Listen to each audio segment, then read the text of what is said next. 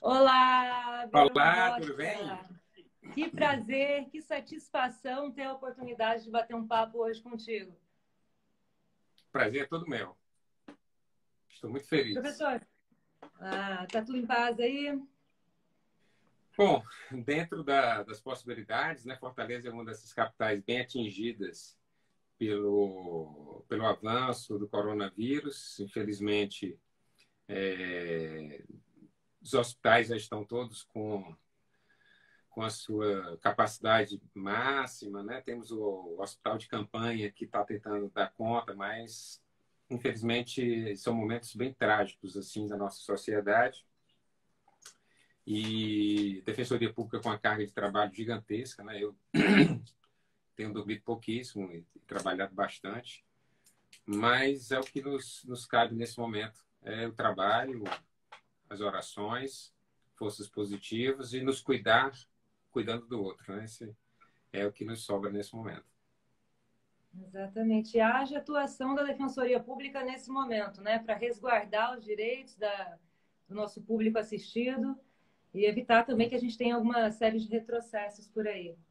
Professor, E eu vou começar pois não? te apresentando para quem porventura ainda não te conheça, tá bem? Professor Jorge Beron Rocha é defensor público no estado do Ceará, é mestre em Ciências Jurídico-Criminais pela Faculdade de Direito de Coimbra, doutorando em Direito Constitucional pela Universidade de Fortaleza, professor, escritor e poeta, que inclusive foi uma novidade que eu desconhecia, é autor, sensacional. É autor da obra Legitimação da Defensoria Pública para Ajuizamento da Ação Civil Pública, tendo por objeto direitos transindividuais, e coautor em Cursos Vulneráveis, a Defensoria Pública e o Equilíbrio nas Relações Político-Jurídicas dos Vulneráveis. Verão, eu pensei em fazer da seguinte forma: a gente começar falando um pouquinho da Defensoria Pública no processo civil, um processo civil que já é constitucionalizado, e depois, ao final, quando a gente estiver caminhando para o final da nossa live, abrir aí a oportunidade para as pessoas que já vão mandando perguntas para tentar responder aquelas perguntas que, porventura, não tenham sido respondidas durante a nossa conversa. Tudo bem? Tranquilo. Falar sobre defensoria é um prazer enorme sobre qualquer aspecto que seja possível. Quero só pedir desculpas primeiro pelo pequeno atraso, mas é porque eu me enrolei um pouquinho aqui na hora de configurar o Wi-Fi. Eu estou aqui no escritório e tem um repetidor e ele deu um probleminha, eu tive que ir lá desligar e ligar novamente. Então peço desculpas, não costumo chegar atrasado, então peço desculpas aí por esse pequeno atraso. Problema algum. Bron, nós tivemos algumas alterações legislativas que foram muito significativas na concepção da Defensoria Pública com a amplitude da sua atuação. A Emenda Constitucional 80 de 2014, a Lei Complementar 132 de 2009 e o próprio CPC de 2015 trouxeram uma nova roupagem para a DPE, porque se antes ela era lida como uma assistência jurídica para os economicamente hipossuficientes, hoje a gente sabe que tem uma amplitude maior, inclusive naquilo que a nossa conversa vai ter um recorte maior para a sua atuação como cursos vulneráveis. Exemplos disso no CPC é a previsão da legitimação da DPE para a instauração do incidente de resolução de demandas repetitivas, o incidente de assunção de competência, como amicus curiae, e também a sua atuação nos processos, né, de conflitos possessórios multitudinários. Então, eu espero que a gente consiga abordar todos esses temas na nossa live. E eu já começo iniciando aqui e te perguntando, né? Qual é a amplitude dos necessitados que são os nossos assistidos? Porque hoje já não é mais uma concepção mais restrita. Então, a palavra é sua. Pronto. A coisa mais interessante que nós podemos falar, a parte mais interessante, é de que, por exemplo, eu sou bastante ousado quando eu falo da Defensoria Pública, por exemplo, quando fala da Emenda Constitucional 45 de 2004, em que a maioria dos autores, dos estudiosos, dizem que ali foi conferida a autonomia à Defensoria Pública. Então, eu penso diferente. Eu penso que ali foi reconhecida a autonomia da Defensoria Pública. e não conferida autonomia, mas foi reconhecida a autonomia da instituição. A instituição, quando ela foi nacionalizada em 1988, né, isso é bom que fique bem claro para quem não é defensor ou quem não esteja ainda, digamos assim, muito íntimo desse assunto, é de que em 1988 não foi criada a defensoria. A gente escuta isso, às vezes, logicamente, em doutrina fora da instituição.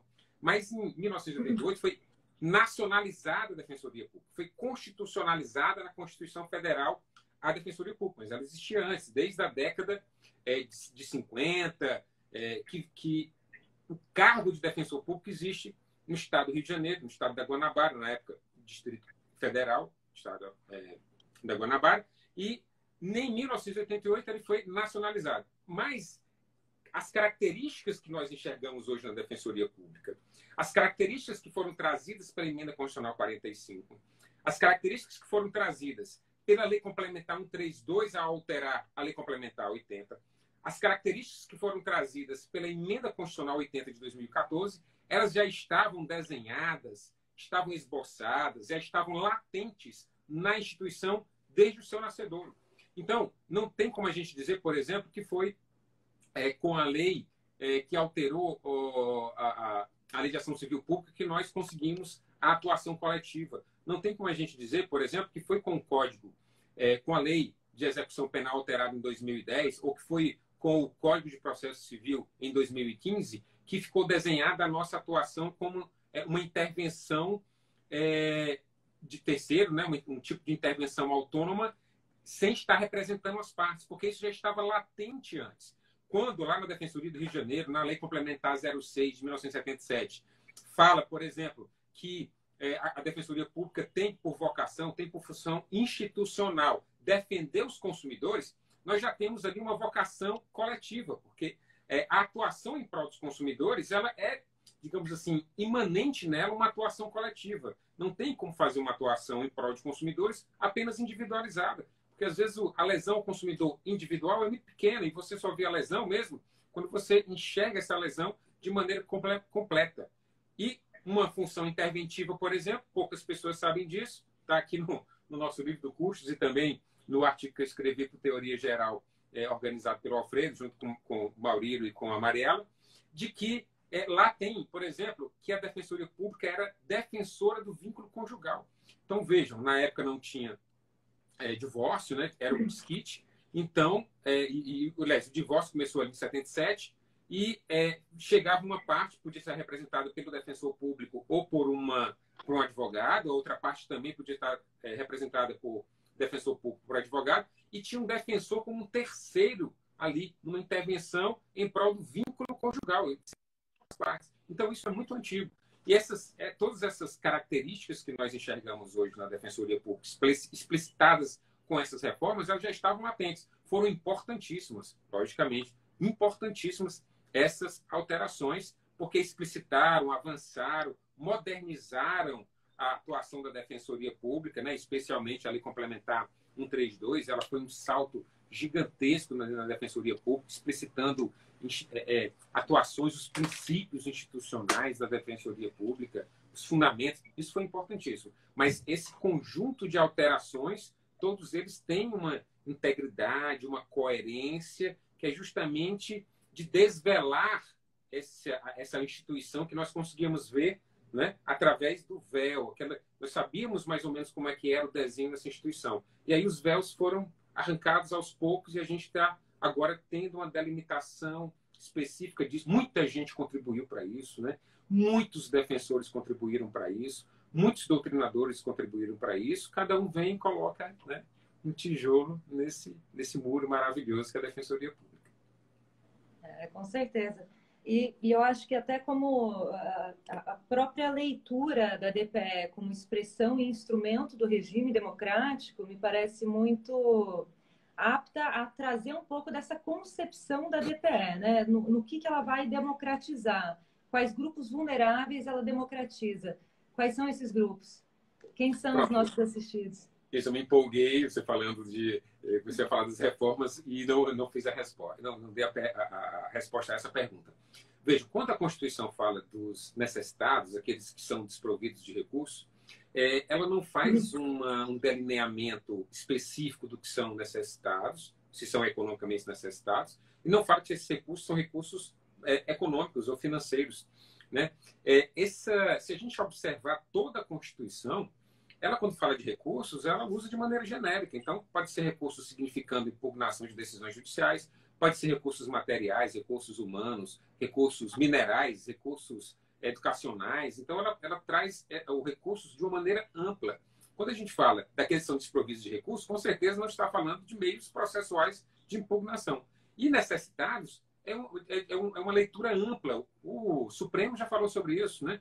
De que aí precisa se dar uma interpretação que dê a máxima efetividade constitucional ao conceito de necessitado. E a Constituição, quando quis falar de pobre ou de pobreza, ela foi muito clara, muito explícita. Então, ela fala redução da pobreza, ela fala de pessoas carentes de recursos financeiros, ela fala de pessoas pobres, fundo de combate à pobreza, né? Então, ela é bem clara quando ela quer falar apenas do aspecto econômico. O Edilson, no livro dele sobre tutela coletiva, também fala isso de maneira bem clara e bem nítida, quando ele diz lá que recursos aí, carentes de recursos, são os meios que ela tem de efetivar os seus direitos. E essa carência de recursos, pelos meios que se tem de efetivar os direitos, podem ser vários tipos de recursos. Daí que a gente normalmente utiliza, ao invés do nome necessitados, o nome vulnerável ou vulnerabilizado, né? Porque está naquela situação. Então, essa vulnerabilidade, ela pode ser uma vulnerabilidade econômica, que traz várias outras vulnerabilidades. A vulnerabilidade econômica, ela é uma porta, digamos, de entrada para várias outras vulnerabilidades, educacional, de saúde, geográfica, cultural, psicológica, mas também as outras vulnerabilidades, já é reconhecido em várias decisões do STJ, hipervulnerabilidade, por exemplo, do consumidor, vulnerabilidade do enfermo, da mulher grávida, a vulnerabilidade do refugiado, né? Então, são várias modalidades de vulnerabilidade. Então, é identificar naquele ponto qual a vulnerabilidade e como a Defensoria Pública pode atuar, porque pode ser uma atuação circunstancial. Enquanto a pessoa está vulnerabilizada, cessada a vulnerabilidade, então segue da maneira com que ela deve seguir, com, por exemplo, representação através de um advogado particular ou outra escolha que ela possa fazer.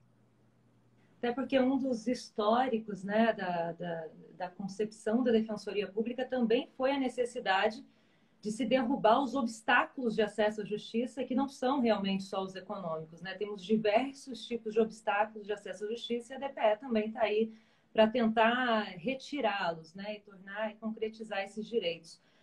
Um dos instrumentos, inclusive, para concretização de direitos de população vulnerável, inclusive bastante importantes quando a gente fala com o CPC, inclusive, que vem com esses instrumentos para a estabilização da jurisprudência, com o sistema de recursos repetitivos ou de criação de teses institucionais, que porventura podem, né, se não tiverem os olhos mirados para grupos vulneráveis, podem acabar se transformando numa espécie de obstáculo, já que é difícil, né, superar depois com a prova aí do distinguish ou do overruling. Tem a possibilidade da DPE atuar diretamente com relação à formação desses precedentes, com relação ao incidente de resolução de demandas repetitivas e o incidente de assunção de competência, que são previstos aí uma legitimação expressa da DPE nesse sentido. Como é que funciona esses incidentes e como é que é o papel da Defensoria Pública?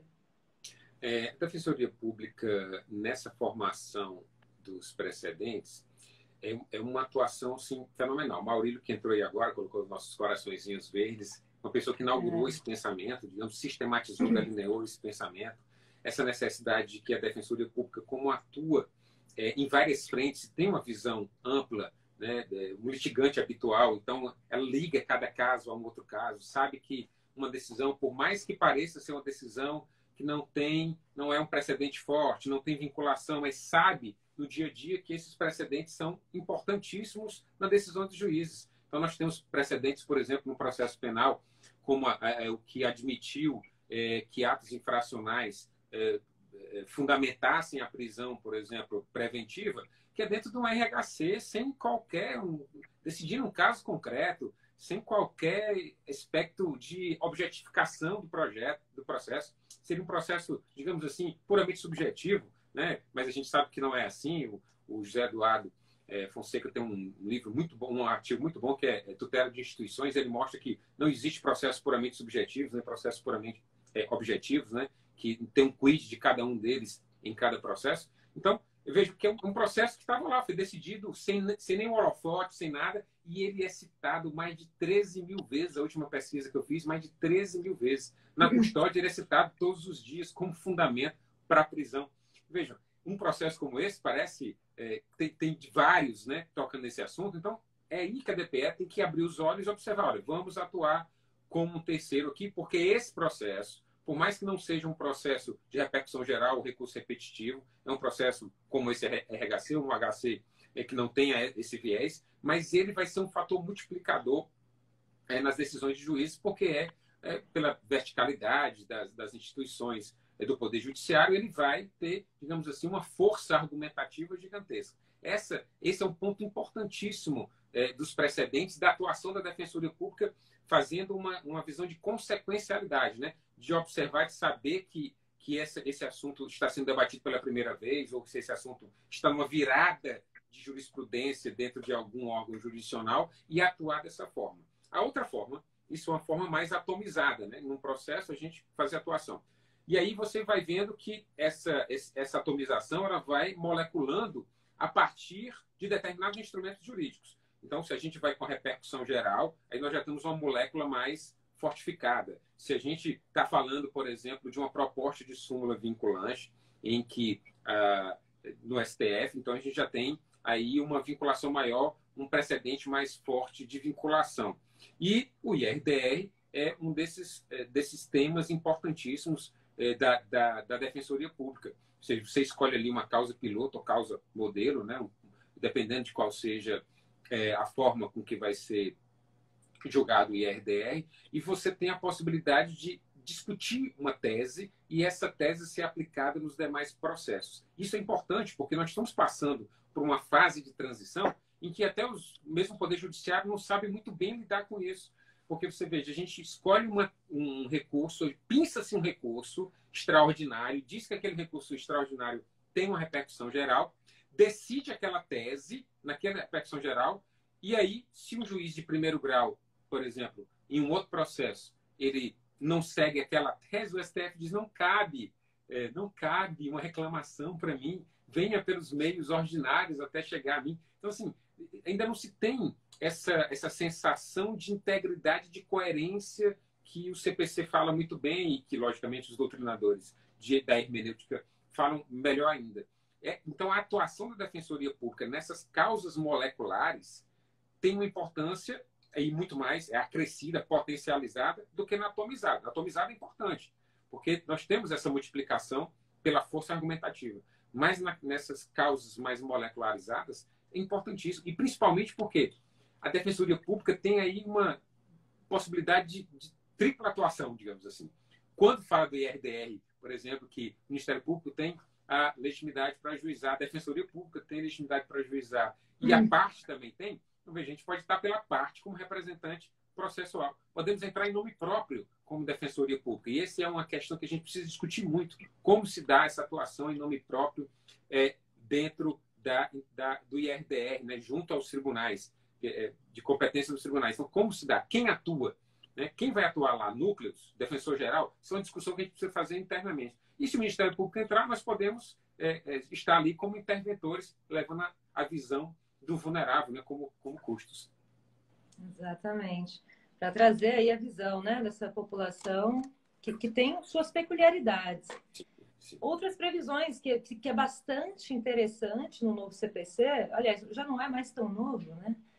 É o artigo 554, parágrafo 1º, e 565, parágrafo 2º, que trata aí dos conflitos possessórios, né, multitudinários, que coloca a intervenção da DPE também. Me parece até aí que a gente consegue ter uma visão bastante eloquente de guardiã de vulneráveis nesse cenário. Então, gostaria também que o senhor me falasse um pouquinho sobre isso. Olha, o 554 e o 554, parágrafo 1º, e o 564, né? 564? 565, parágrafo 2º. 565. Isso, 565. Eles são exemplos positivados, pelo menos assim entendemos, né, dessa intervenção institucional autônoma, assim como o 81 da Lei de Execução Penal, quando fala que a Defensoria, o defensor público, vai oficiar os processos de execução penal.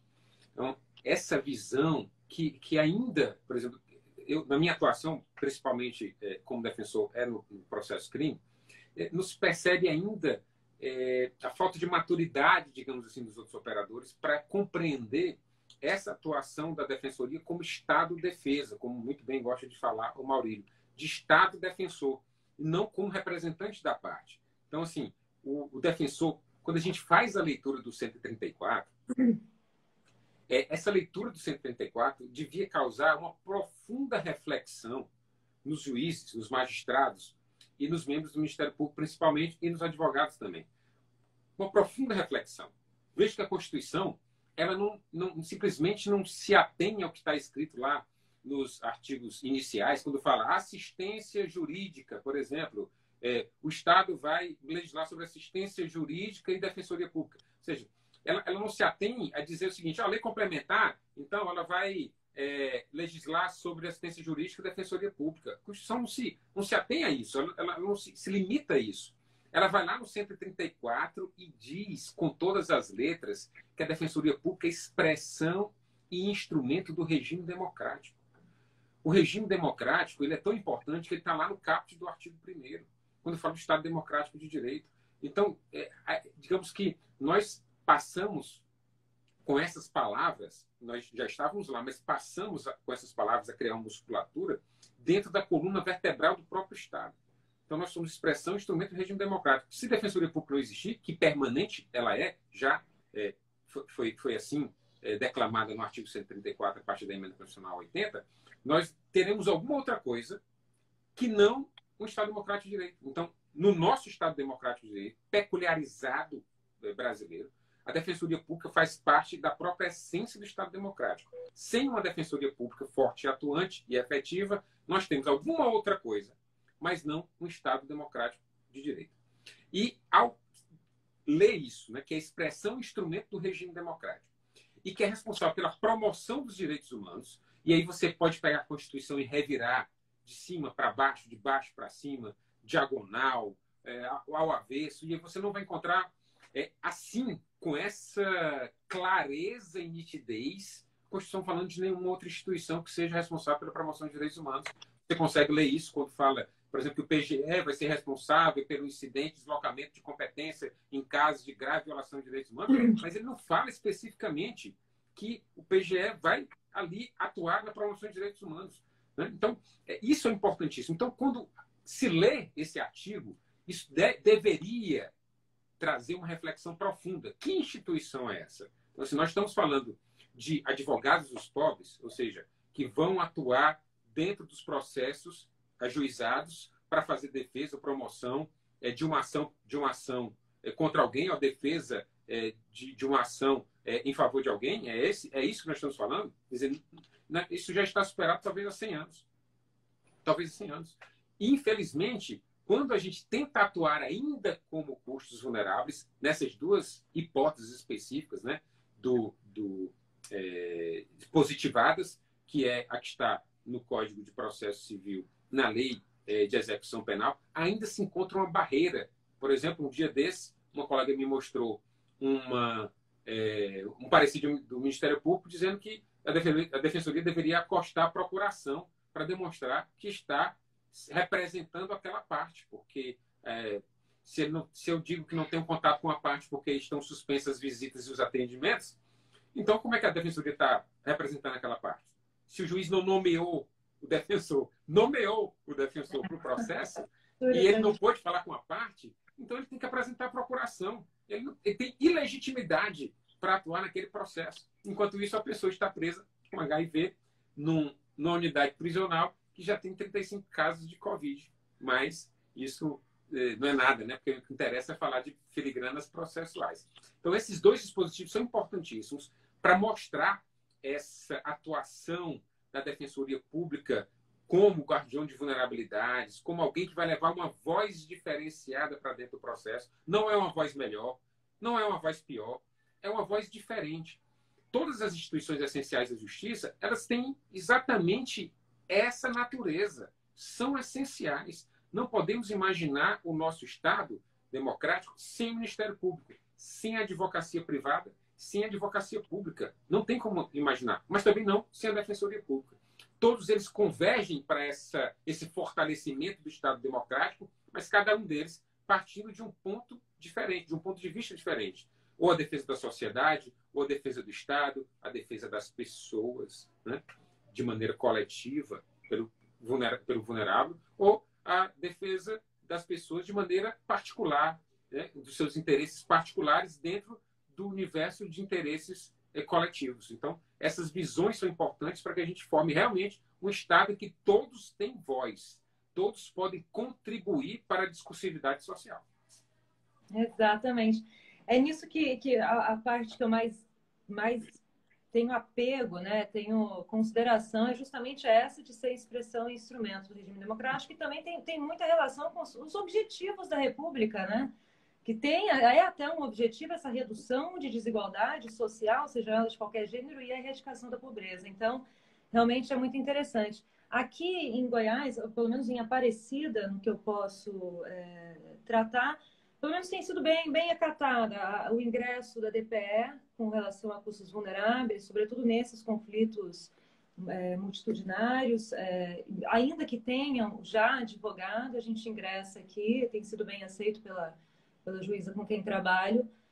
Nesse sentido, inclusive de colocar a DPE muitas vezes como a última a se manifestar nos autos, justamente nessa questão de avaliar se teve aí um auferimento e também já tentar galgar a promoção, né, de direitos, porque sobretudo quando a gente está falando de ações com reintegração de posse, né, que é onde se mira, pelo menos, o que eu gosto até de pensar que é um exemplo de custos vulneráveis, porque você vai conseguir mostrar para a gente hoje aqui que essa atuação é mais ampla, né, é possível em outras situações, para a gente já conseguir também, a Defensoria Pública já conseguir alinhar aí, tanto para não ferir esses direitos, como eventualmente galgar, promovendo também já dentro da sua possibilidade de manejo uma ação civil pública, naquilo que, né, com a obrigação de fazer aí com o Estado, para conseguir esse acesso à moradia, que ainda é um enorme obstáculo que a gente tem para concretizar direitos e que está sempre ali relacionado com esses conflitos.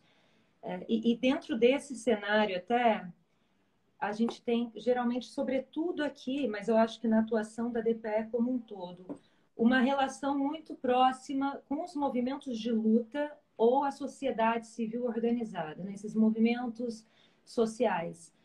E tem até a visão da Defensoria Pública para que ela tenha uma cautela para não ser paternalista, né? Para ela dar voz, mas não abafar o grito, fazendo até a palavra de outro grande expoente aí do processo civil, o professor Júlio Camargo.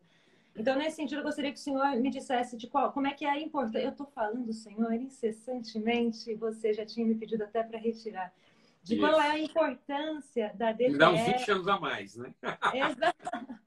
E graças a Deus você não tem cometido o mesmo equívoco comigo.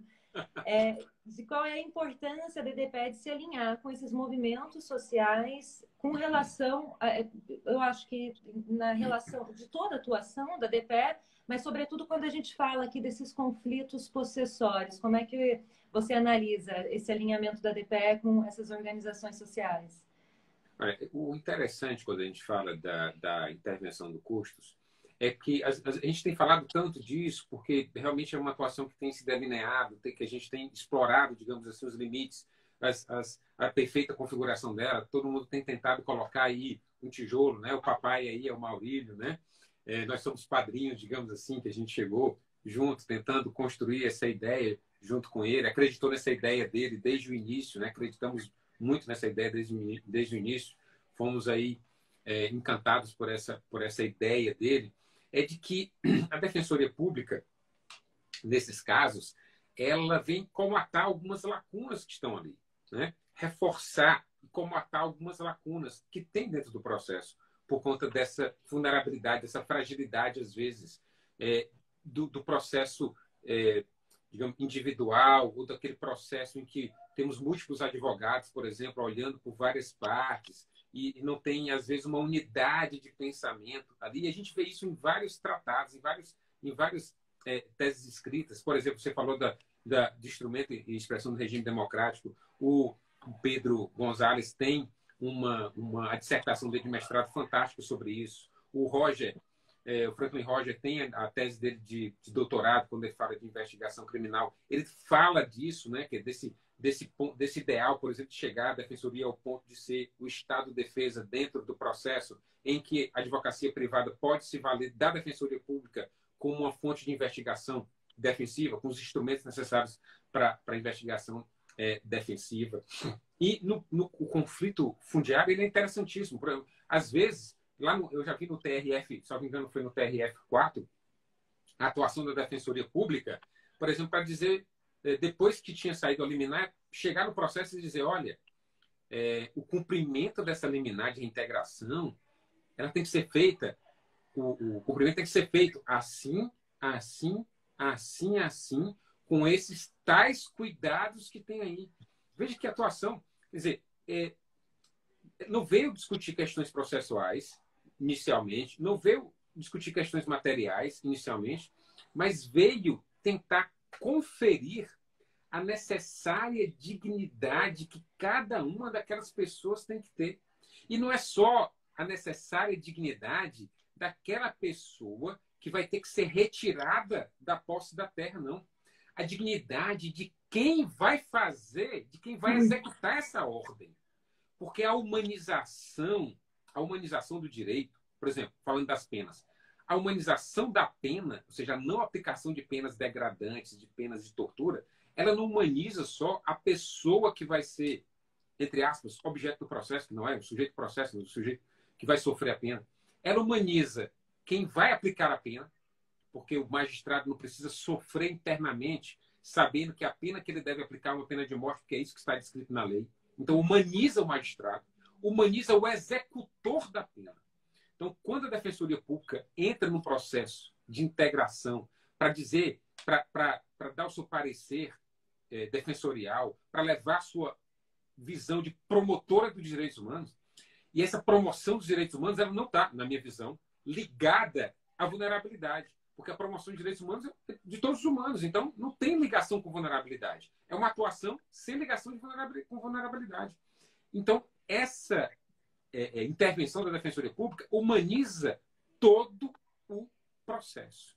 Desde as pessoas que vão ser retiradas, aqueles que vão cumprir a ordem e aqueles que determinam que a ordem seja cumprida. Então, é belíssima. Eu vi várias intervenções dessas, em São Paulo também, de intervenção da Defensoria Pública, inicialmente para humanizar esse trato da retirada das famílias diante desse cenário. E essa intervenção da Defensoria nesse processo, vejo que o Código foi feliz ao trazer, só foi infeliz quando diz assim, quando houver pessoas economicamente, né? Ou no outro, quando diz assim, pessoas que têm que são beneficiados com a gratuidade da justiça. Confundir um pouco. Mas vejam, a gente tem que dar uma interpretação constitucional. Então, assim, nós não vamos fazer, nós não faremos uma interpretação da Constituição a partir do Código de Processo Civil. Nós vamos fazer uma interpretação do Código de Processo Civil com as lentes da Constituição. Né? Como diria o professor Jonatas Machado, da Universidade de Coimbra, o direito infraconstitucional não é nada mais do que o direito constitucional concretizado. Então, quando ele disse aquilo, ele quis dizer outra coisa. Pronto, só isso. Né? Ele quis dizer outra coisa. Até porque gratuidade da justiça e assistência jurídica são duas coisas completamente distintas. Completamente distintas. Foi uma tecnia. Então, a gente tem decisões interessantíssimas. De São Paulo, tinha uma de 3 ou 4 anos atrás, uma das primeiras sobre o 554, que ele diz assim, porque aqui estão time-se a defensoria, né, ou admite-se o ingresso da defensoria, porque aqui estão sendo discutidos, para além de questões patrimoniais ou possessórias, está sendo discutida a própria dignidade humana. Então, vejam, a recepção da Defensoria Pública no processo não é porque as pessoas eram economicamente hipossuficientes, necessitadas, é porque ali nós estamos tratando de direitos humanos. Então, o desembargador foi de uma sensibilidade fenomenal quando utilizou essas palavras lapidares ali na admissão da Defensoria Pública no ingresso no processo. Aliás, a aplicação de tudo deve ter os olhares, né, voltados para a Constituição Federal. Veio até agora, né, no CPC, essa previsão expressa do que uma coisa que já deveria ser aplicado há muito tempo, né, a constitucionalização de tudo, porque é a nossa fonte principal. Eu vou começar a pedir para você explicar um pouco do que tem aqui nessa Bíblia para a gente, que é o Custos Vulneráveis. Aqui tem um acervo grandioso sobre a fundamentação teórica e gostaria que você democratizasse isso hoje, explicasse aí para as pessoas de onde vem, qual é a fundamentação teórica, como é que seria a concepção da DPE como custos vulneráveis. Por que esse termo? A ideia de custos é uma ideia muito feliz do Maurílio e ela conquista, né, os defensores, porque isso é como... Parece aquela... quando você olha para uma coisa que aparece, diz, olha, mas isso sempre não esteve aqui, né? Porque é tão naturalizado dentro da defensoria que você olha assim e diz, mas isso sempre esteve aqui. E uma das buscas das nossas fundamentações é a fundamentação histórica, por exemplo, né? Assim, será que isso sempre não esteve aqui? E a gente começou a raciocinar e pensar em exemplos anteriores, por exemplo, que a gente, de atuações, que a gente dizia, olha, essa é uma atuação custo, só que a gente não tinha esse nome. E isso foi interessante porque quando você não tem a nomenclatura, ou quando você não tenta delinear e buscar a ideia, as coisas ficam espalhadas, porque não tem uma caixa específica. Então, se você não tem uma caixa específica, se você não tem uma prateleira específica, então vai estar espalhado por toda a sua biblioteca os assuntos que aparentemente não estariam juntapostos, mas quando você coloca ali o nome na prateleira, então os livros todos convergem para ali. Essa aqui é a minha prateleira da Defensoria, ali de poesia. Então converge tudo para lá. E o Custos é essa ideia. O Maurílio foi... Quer dizer, o nome conquista, apesar de ter críticas por causa do uso, o uso do latim no nome, esse nome ele é felicíssimo. Conquistou justamente porque quando você escuta custos vulneráveis, eu não sei o que é isso, nunca ouvi falar. Mas é direito? É defensoria? É defensoria constitucional? Bom, se eu pensar no Ministério Público, custos iuris é o guardião do ordenamento iuris. Custos vulneráveis é o quê? Guardião do vulnerável? Pronto. Não precisou ler uma linha sobre custos vulneráveis para sentir o que quer dizer aquele nome. E é logicamente que o nome custos vulneráveis é dirigido à comunidade jurídica, assim como custos iuris, amicus curiae, né? E outras tantas expressões que nós temos dentro do nosso ordenamento jurídico, ela é dirigida à comunidade jurídica. Por quê? Eu fiz o teste, né? Se eu falar para o meu assistido custos vulneráveis, ele não entende. Se eu falar guardião dos vulneráveis, ele também não entende. Então, a linguagem não é essa. A nossa linguagem não é essa. A gente não vai utilizar nenhum desses dois termos para poder explicar para ele o que a gente está fazendo. A linguagem que a gente usa com os nossos defensorados, como eu costumo dizer, é uma linguagem diferente. A gente não vai usar termos jurídicos ou em latim, ou em francês, ou em inglês, ou em qualquer outra língua. A gente vai utilizar exemplos práticos do dia a dia, que ele entenda de fato do que é que nós estamos falando. Então, o custos, o Maurílio começou a escrever sobre isso em 2014, vejo que o livro é lançado no final de 2019. São 5 anos intensos de pensar sobre isso. Não só eu, ele, Lucas Ressurreição, Dilson, Marcos Manso, o Pedro, o Júlio, que você falou, o Igor. Então, muita gente pensou sobre isso e foi ali alimentando. E a atuação também diária. Então, a prática dos colegas, né? No processo penal, no processo civil, consumerista, no criança e adolescente, nos tribunais superiores. Então, isso foi lapidando. E aí a gente começou, então, nos juntamos essa experiência toda de escritas sobre os custos vulneráveis, vendo a fundamentação, como eu falei, histórica, né, da Defensoria Pública, desde lá de, como eu falei, 1977, tem lá uma intervenção de terceiros dentro do processo, a fundamentação constitucional, a necessidade da promoção de direitos humanos, é uma instituição que é uma instituição de defesa, não tem como ela simplesmente cruzar os braços, né? A Defensoria, meu núcleo, aqui o núcleo de assistência ao preso provisório, recebeu uma lista com 1.352 pessoas que estão presas com comorbidades. Vai fazer o quê? Não, eu vou pedir aqui para essas pessoas que têm representadas pela Defensoria, as outras vamos esperar para ver se o advogado que está formalmente constituído nos atos vai fazer pedido ou não. Vamos aguardar um mês. Não dá para aguardar um dia. Não dá para aguardar um dia. Né? Uma coisa urgente, não dá para aguardar um dia. A dramaticidade da situação do Covid. Então, a Defensoria Pública é essa instituição. E nós fomos construindo essa ideia a partir dos vários vieses que a atuação tem, né? Buscando fazer, digamos, a relação histórica, como falei, justificação constitucional, justificação histórica, né? A base dessa intervenção dentro do processo civil, dentro do processo penal, como é que ela se dá, dentro do processo coletivo, que tem ainda muito mais instrumentos, é impressionante, mas o processo coletivo tem muito mais instrumentos de atuação interventiva do que no processo civil, digamos assim, individualista, porque realmente ali parece que nós estamos tratando de questões subjetivas, que não são, na verdade, né? Mas puramente subjetivas, também tem questões objetivadas ali dentro. E essa foi a construção mostrando as posições da Defensoria Pública, as posições dinâmicas da Defensoria Pública.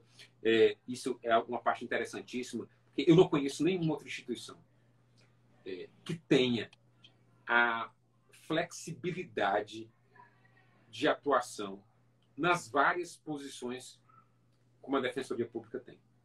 Representar a parte, estar de um lado, estar do outro ao mesmo tempo. Eu, sinceramente, como instituição, você está de um lado e também está do outro lado, intervir como um terceiro dentro daquele processo, estar como representante e se tornar parte, ou estar como parte e se tornar representante depois daquela parte. Faz, tem muita. E mesmo nos tribunais superiores, isso é uma coisa interessantíssima, você não tem hierarquização de DPE e DPU, por exemplo.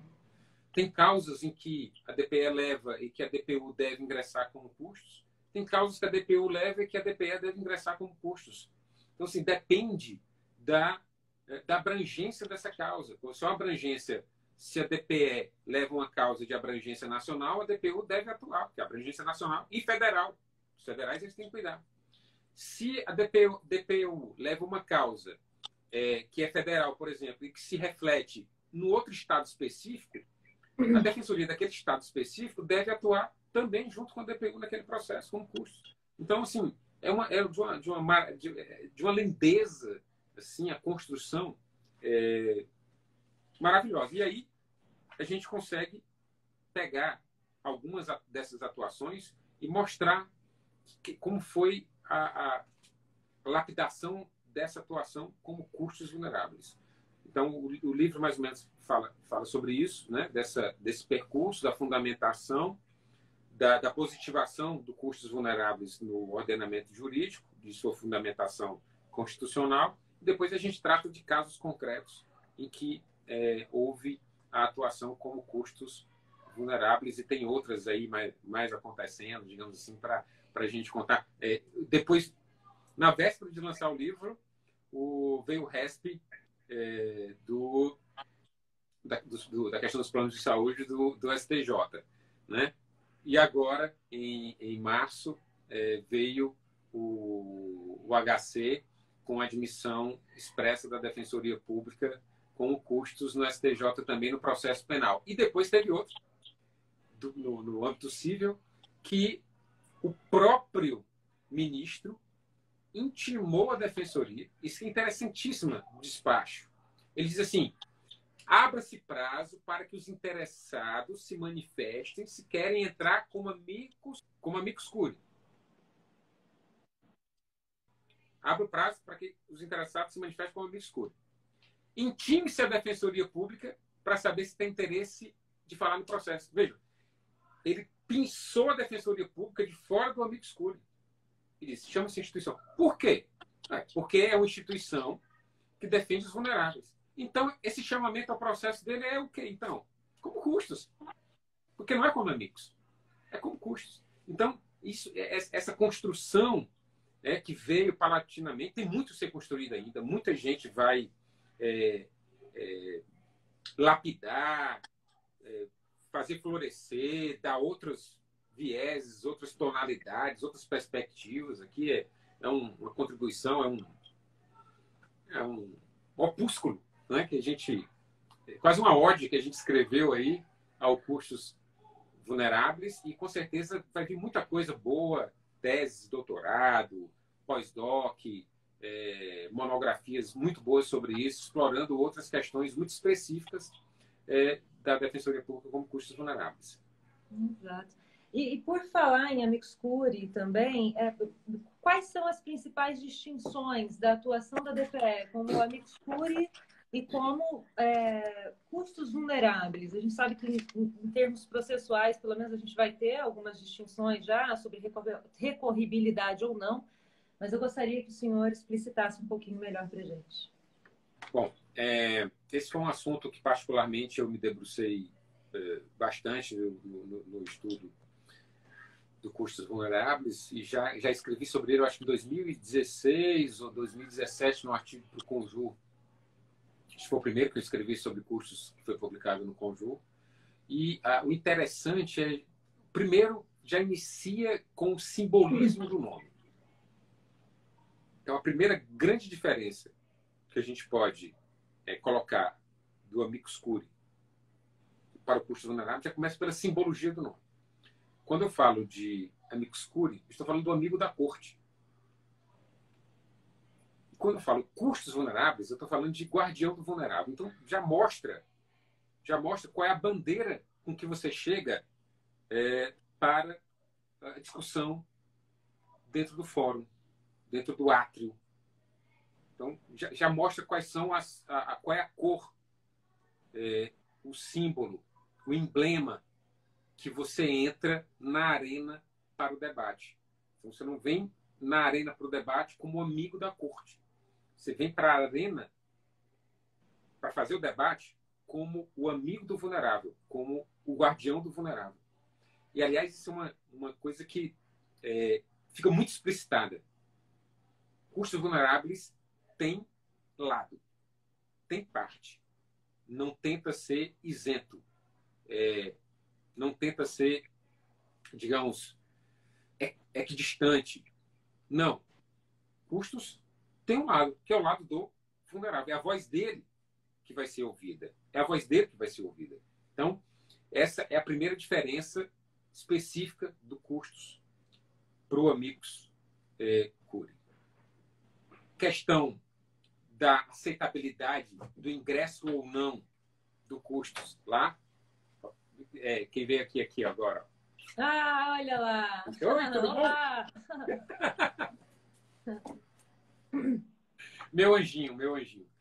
Bom, a questão da aceitabilidade da admissão do custos ou do amicus, quer dizer, o amicus é uma coisa muito discricionária do tribunal, do magistrado aceitar ou não. O custos não deveria ser, a gente está construindo, logicamente, essa ideia, mas não deveria ser. Se existe um interesse institucional ali, não tem como se recusar o ingresso da Defensoria Pública. Pode dizer, não, eu tenho um monte de vulnerável, mas não quero escutar a Defensoria. Não faz sentido, porque é a sua missão institucional. É uma missão constitucional de promoção de direitos humanos. Não pode ser obstacularizada porque alguém entende que não. Não, porque a sua visão eu acho que eu já conheço. Não. Tem que ouvir. Né? Esse ingresso obrigado, possibilidade de recorrer das decisões, né, que no amicus é muito específico para os embargos, por exemplo, ou se o relator quiser dar, o juiz quiser dar algum poder a mais a ele e tal. Isso não pode ser com a instituição pública que está exercendo a sua missão constitucional, não pode ser discricionário. Eu vou te dar poder, eu não vou te dar poder. Você tem o direito de entrar na sala, mas tem que ficar calado, sentado, não pode falar nada. Não. Ali é uma instituição pública. O defensor não fala por ele, fala pela instituição. Então, não tem sentido essas limitações, por exemplo, da Defensoria Pública dentro do processo recursal, questão do ingresso, irrecorribilidade do ingresso ou não, né? Essa própria simbologia da Defensoria Pública, o magistrado dizer para mim, já tem um amicus curiae, então não vou aceitar os demais como amicus curiae. Isso, pelo menos na minha ideia, não pode acontecer se tem custos vulneráveis, que é, por exemplo, a Defensoria do Rio de Janeiro, que fala pelos vulneráveis do Rio de Janeiro. A Defensoria Pública de Goiás diz, olha, eu tenho os meus vulneráveis e a minha ideia institucional, a minha voz institucional é outra. Não tem como se barrar o ingresso, escolher uma Defensoria Pública para falar pelas demais, porque cada uma delas tem, digamos assim, o seu guarda-chuva, o seu plexo de atuação diferenciada uma da outra, por isso pode trazer visões diferentes uma da outra. Então, basicamente, são essas diferenças, digamos assim, da forma com que se entra no campo, com que se entra na arena. Se eu vou entrar como espectador, podendo, a critério do magistrado, ser ouvido, ou se eu vou entrar como um jogador, como um player, como diz meu amigo Alexandre Moraes da Rosa, que foi o primeiro que escreveu sobre custos vulneráveis dentro do processo penal. Então, se a Defensoria Pública entra como um player principal, ela precisa ser ouvida e ela tem as cartas dela e ela precisa ser ouvida dentro do processo. Essa é a parte, né, que digamos assim, podemos fazer nessa diferenciação rapidamente de custos para amigos. Perfeito. Bom, o tempo está acabando, até porque a gente vai daqui a pouco completar 1 hora. Chegou uma pergunta, vou ver o que ele está perguntando aqui. Quando chega a notificação como a prisão ilegal, mesmo a Defensoria Pública ainda não tendo sido instituída como patrocinando os interesses da parte, poderia ser considerado como custos vulneráveis a sua atuação na impetração já de um HC?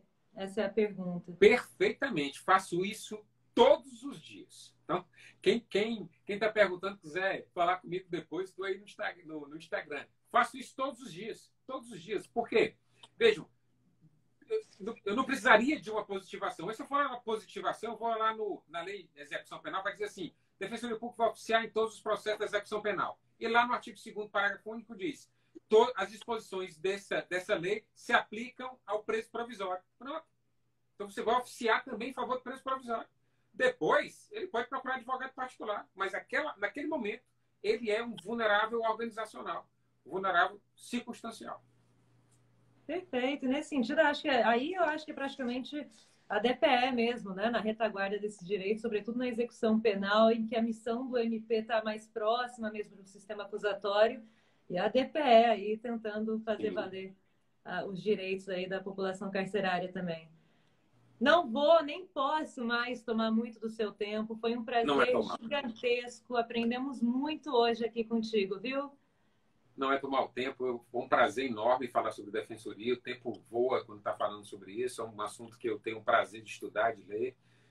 Deve saiu agora, acho que um artigo agora, hoje ou amanhã, com o Valério Mazzuoli. Desse jeito, viu? Olha aqui, eu estou falando, ó. Olha, diz, oi, Tatiana. Fala, oi, Tatiana. Olá! Já estou liberando o papai.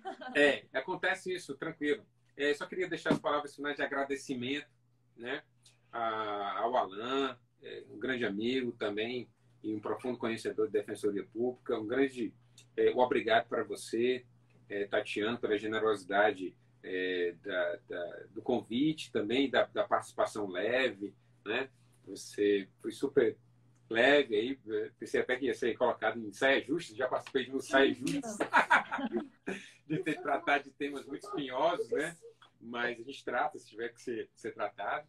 E agradeço mesmo muito a DPE de Goiás, a Associação de Goiás e a todos os amigos que estão aí para a gente fazer sempre as boas parcerias e estar aí no começo, né? Eu iria para Goiás no começo do ano, mas com certeza vamos prosseguir com essa parceria maravilhosa. Estou à disposição sempre de vocês, se for necessário, para discutir, para debater, para ouvir casos, né? Para principalmente atuação prática também, acadêmica. E agradecer, só tenho a agradecer a você e a todo mundo que tirou um tempinho para ouvir a gente, para levar essas ideias, debater, melhorá-las. E essa é a nossa contribuição. Muitíssimo obrigada, viu? Muitíssimo. A gente que é muito grato por tudo isso, pelos ensinamentos. Uma excelente noite. Vai curtir teu filhão aí, que ele está desesperado. Tá bem, gente. Obrigado. Boa noite para todos. Boa noite. Valeu, Alan.